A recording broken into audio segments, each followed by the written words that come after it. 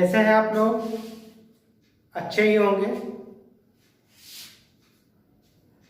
Geography study centre में आप लोगों का फिर से एक बार स्वागत है। और इसमें मैंने पिछले वीडियो में आपको बताया था कि आप लोगों के लिए अगर आप 11th में जा रहे हैं या फिर 12th, क्योंकि 11th के बाद तो 12th में वही सब्जेक्ट रहता है, मगर 11th में आप जाते हैं 10th से 11th में, तो कौन कौन सा सब्जेक्ट लीजिएगा तो आपको फायदेमंद होगा और किस प्रकार से उस विषय का आप चुनाव करिएगा, इसके बारे में मैंने बताया था। आज मैं आपको बताने जा रहा हूं कि भूगोल विषय में क्या क्या पढ़ना है, इस भूगोल में क्या क्या चीज पढ़ना है और कितने समय का आपको एग्जाम देना है और उसमें क्या पढ़िएगा और किस तरह से पढ़िएगा, उसके बारे में आज मैं आपको बता रहा हूं। तो चलिए शुरू करते हैं। इसमें पाठ्यक्रम संरचना मैं बता दूं कि इसमें ये भूगोल का विषय है। ये जो आप सिलेबस देख रहे हैं, ये भूगोल के तहत आपको पढ़ना है। इसके लिए आपको 3 घंटा 15 मिनट का समय मिलता है, यानी कि 15 मिनट जो है, ये 15 मिनट आपको प्रश्न को पढ़ने के लिए एग्जाम में मिलता है और 3 घंटा आपको सॉल्व करने के लिए। तो इसमें 3 भाग होते हैं। पाठ्यक्रम के अनुसार इसमें 3 भाग होते हैं। भाग 1 में पढ़ना है आपको मानव भूगोल के मूलभूत सिद्धांत, मतलब कि मानव और भूगोल का क्या सिद्धांत है, यह दोनों एक प्रकार से किस प्रकार से समाहित है, कैसे एक दूसरे के ऊपर डिपेंड करते हैं। एक तरफ कुछ विद्वान कहते हैं कि मानव बड़ा है, एक तरफ कुछ विद्वान कहते हैं कि नहीं प्राकृतिक बड़ी है, और कुछ विद्वान कहते हैं कि नहीं दोनों एक दूसरे के पूरक हैं। तो इन सारे चीजों का हम लोग अध्ययन करेंगे इस मानव भूगोल के मूलभूत सिद्धांत में। इससे आपको 35 नंबर का प्रश्न आता है। कितने का? 35 मार्क्स का प्रश्न आता है। अब हम बात करें दूसरा, यानी कि पार्ट 2 से आता है। इसमें हम लोग पढ़ेंगे केवल भारत के बारे में। जिस भारत में हम लोग रहते हैं, जिस देश में हम लोग रहते हैं, वहां के बारे में पढ़ेंगे और यहाँ के लोग एवं अर्थव्यवस्था, मतलब कि यहाँ के लोग जो हैं वो किस प्रकार से अर्थव्यवस्था करते हैं, अर्निंग करते हैं, किस प्रकार से अपनी जीविका चलाते हैं, क्या क्या करते हैं, कृषि से क्या करते हैं, फिर या तो फिर आपका अर्थव्यवस्था यानी कि प्राथमिक द्वितीयक जो तृतीयक क्रियाकलाप है वो कितने लोग और कितने लोग नहीं करते हैं, कितने लोग किस काम में जुड़े हुए हैं, कितने लोग किस काम में, इन सारे चीजों का अध्ययन हम लोग पढ़ेंगे इस पार्ट 2 में, यानी कि भाग 2 में। और इससे भी आपका आएगा 35 यानी कि 35 अंक का प्रश्न आएगा, जिसमें हम लोग पढ़ेंगे। तीसरा जो भाग होता है ये प्रायोगिक कार्य है, यानी कि प्रैक्टिकल। इसके लिए आपको एक पुस्तिका बनानी होगी और उसमें आपका वर्क कराया जाएगा, इसके बारे में स्टडी कराया जाएगा। प्रैक्टिकल भी आप लोगों को पढ़ाएंगे कि इस प्रैक्टिकल में क्या क्या चीज पढ़ना है, क्या नहीं पढ़ना है, उन सब के बारे में जानकारी देंगे। तो इससे आता है 30 नंबर का, यानी कि 30 मार्क्स का। तो टोटल हमारा हो गया 35, 35 और 30, यानी कि टोटल 100, यानी कि कुल अंक है 100 विषय का हम लोग स्टडी करेंगे और 100 नंबर का ही हमारे प्रश्न आएगा और उसका सही सही जवाब देंगे। इसमें से 70 नंबर जो है थ्योरी और 30 नंबर आपके विद्यालय से मिलेगा। ये जो प्रायोगिक कार्य है आपको बनवाया जाएगा और उसी कॉपी से आपका वाइवा भी होगा और उसी से 30 नंबर मिलेगा जो आपका इसमें जुड़ जाएगा। तो ये आपका जो 30 मार्क्स है आपका मेरिट में भी बनने में सहायक सिद्ध होता है। इसके बाद मैं बताऊंगा कि ए, बी और सी यानी कि इसके तहत अब क्या क्या पढ़ना है उसके बारे में अब मैं बताऊंगा। ये जो मैंने बता दिया शायद आपको समझ में आ गया होगा। आ गया ना? सही। चलिए अब हम लोग देखें भाग 1 में मानव भूगोल के मूलभूत सिद्धांत पे क्या क्या पढ़ना है। इसके तहत 6 यूनिट पढ़ना है।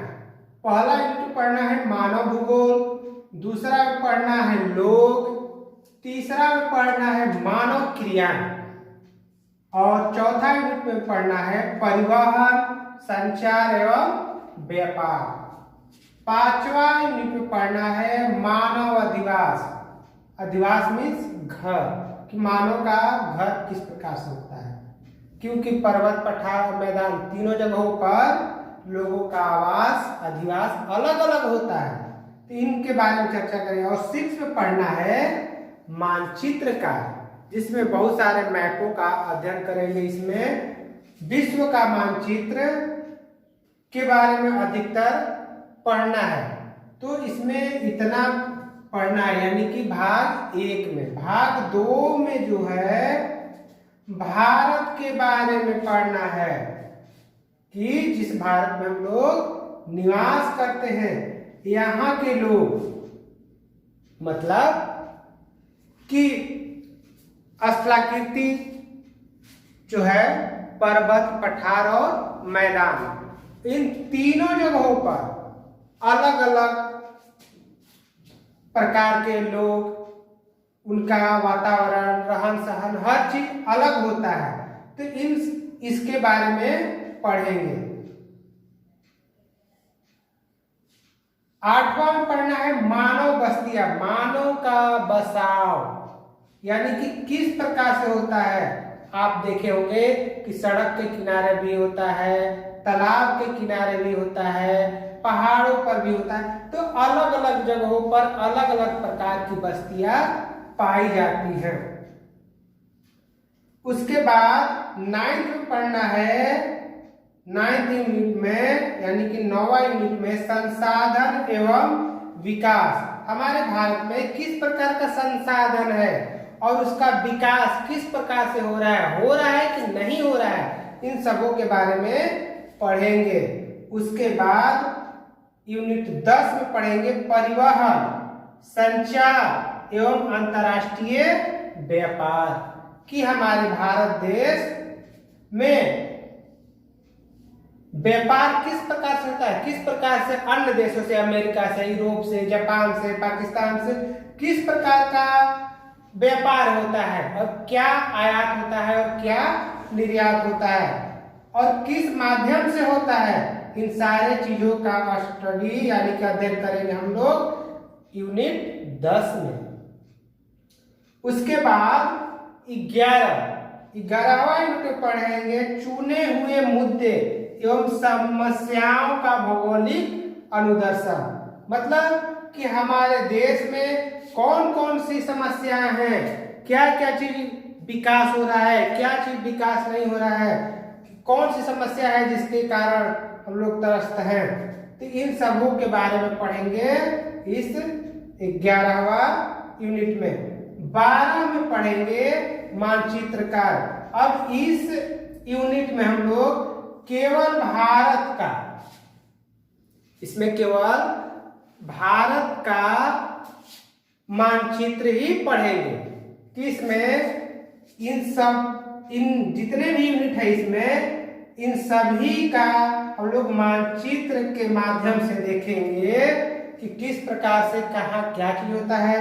मान लीजिए स्थलाकृति देखना है तो भारत में कहाँ पर्वत है, कहाँ पठार है, कहाँ मैदान है और कहाँ पर मरुस्थलीय क्षेत्र है और कहाँ पर समुद्री क्षेत्र है। इन सभी चीजों का हम लोग स्टडी करेंगे इस मानचित्र कार्य में। उसके बाद अब इसमें सी जो है, सी के तहत यानी कि भाग 3 में हम लोग पढ़ेंगे प्रायोगिक कार्य। इससे 30 नंबर का प्रश्न पूछा जाता है, यानी कि आपको प्रैक्टिकल बनाना है, जिसको पहले बता भी चुके हैं। अब इसमें भी आपको 3 यूनिट है। भाग सी में यानी कि भाग 3 में 3 यूनिट पढ़ना है। पहला यूनिट में पढ़ना है आंकड़ों का प्रक्रमण एवं विषयक मानचित्रण। आप लोग देखे होंगे कि प्रत्येक 10 वर्षों के बाद आपके घर पर प्रगणक आते हैं, यानी कि जनगणना करने वाले, और आपसे पूछते हैं, क्या क्या पूछते हैं? आप कितने मेंबर हैं, क्या करते हैं, उम्र कितनी है, इन सारी चीजों के बारे में पूछते हैं। आप देखे भी होंगे अपनी आंखों से। तो वही प्रगणक जो है क्या करते हैं? आंकड़ा, यही आपसे आंकड़ा लेते हैं और यही आंकड़ा फिर लाकर वो क्या कर दिया जाता है? मानचित्र के तहत प्रदर्शित कर दिया जाता है और उसका या तो आरेख के द्वारा, पाई डायग्राम के द्वारा, दंडारेख के द्वारा, बहुत सारा मेथड है, उसके तहत हम उन आंकड़ों का क्या कर देते हैं? मानचित्रण में प्रयोग कर देते हैं। तो इसके तहत यही चीज पढ़ना है। एकदम इजी है, अगर आप पढ़िएगा तो आपको एकदम इजी लगेगा, कहिएगा वाह कितना आसान है।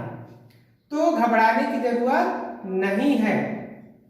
उसके बाद यूनिट 2 में पढ़ना है क्षेत्र अध्ययन अथवा स्थानिक सूचना प्रौद्योगिकी या स्थानिक सूचना प्रौद्योगिकी, यानी कि आपके क्षेत्र का, आप किस क्षेत्र में रहते हैं, किस एरिया में रहते हैं, वहां का स्टडी करना है। और स्थानिक सूचना प्रौद्योगिकी या स्थानिक सूचना प्रौद्योगिकी, वहां पर सूचनाएं, जैसे आप लोग मोबाइल में या लैपटॉप में देख रहे हैं, पढ़ रहे हैं, तो क्या कर रहे हैं? सूचना, यानी कि हम यहाँ को पढ़ा रहे हैं और आपको सूचना दे रहे हैं कि ऐसे पढ़ना है, ये करना है, वो करना है, या फिर मोबाइल से बात करना, सैटेलाइट के द्वारा भौगोलिक चीजों को लेना। ये बहुत सारा चीज है जो सूचना प्रौद्योगिकी के तहत हमें प्राप्त होता है। इसके तहत आपका कंप्यूटर भी आ जाएगा, इंटरनेट आ जाएगा, आप जो फेसबुक चलाते हैं, यूट्यूब चलाते हैं, जितना भी चीज आप उपयोग अपने इंटरनेट के माध्यम से, अपने मोबाइल के माध्यम से या लैपटॉप के माध्यम से करते हैं, उन सारी चीजों का अध्ययन इसमें करना है और उनका प्रयोग किस प्रकार से करना है, कैसे माउस पकड़ना है, कैसे ये करना है, इन सारे चीजों का स्टडी हम लोग इसमें करेंगे। उसके बाद यूनिट 3 आता है। इसमें आपको कुछ नहीं करना है, इसमें आपको लेखा जोखा या फिर पढ़ना कुछ नहीं है। जो आपने यूनिट 1 और यूनिट 2 में पढ़ा है उसके लिए पुस्तिका बनाइएगा। तो उसी पुस्तिका का जो भी वर्क है उसमें आप नोट करिएगा, तो वही चीज आपका प्रायोगिक पुस्तिका हो गया। और जो चीज आप इन दोनों में पढ़िएगा, नोट करिएगा, वो सारे चीज जब इसमें समाहित हो जाएंगे, यानी कि आप लिख दीजिएगा तो आपको समझ में आ जाएगा। जब आ जाएगा तो वही आप जब परीक्षा देने के लिए, यानी कि प्रैक्टिकल का परीक्षा देने के लिए आप विद्यालय जाइएगा तो वो पुस्तिका ले जाना होता है और वहां पर कुछ प्रश्न आपको दिए जाएंगे।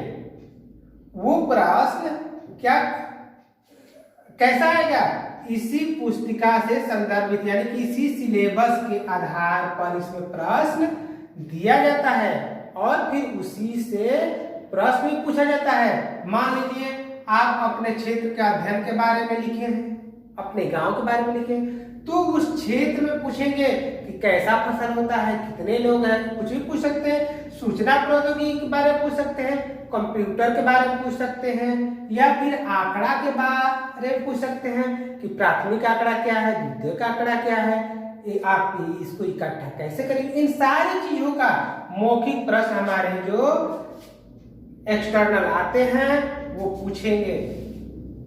ठीक है, आशा करता हूं समझ में आया ही गया होगा। अगर नहीं आया होगा तो आप फिर से इसको देखिए।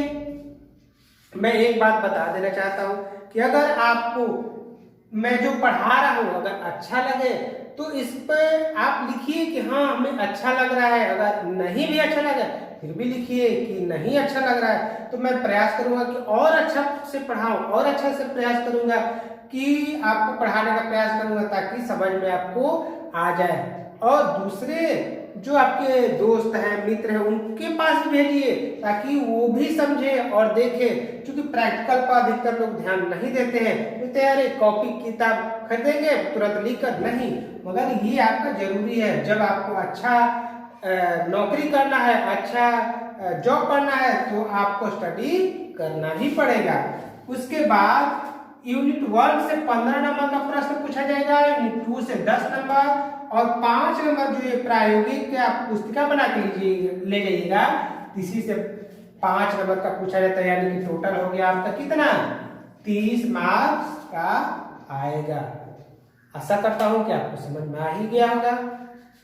अब मैं अगले क्लास में आपको जो ज्योग्राफी का जो क्लास है उसके बारे में बताऊंगा और हर एक टॉपिक पर क्लास शुरू करूंगा। ठीक है, तो मैं फिर से आपसे रिक्वेस्ट करता हूं कि आप सब्सक्राइब करें, लाइक करें और दूसरे के पास भी भेजें ताकि उनको भी समझ में आ जाए। धन्यवाद।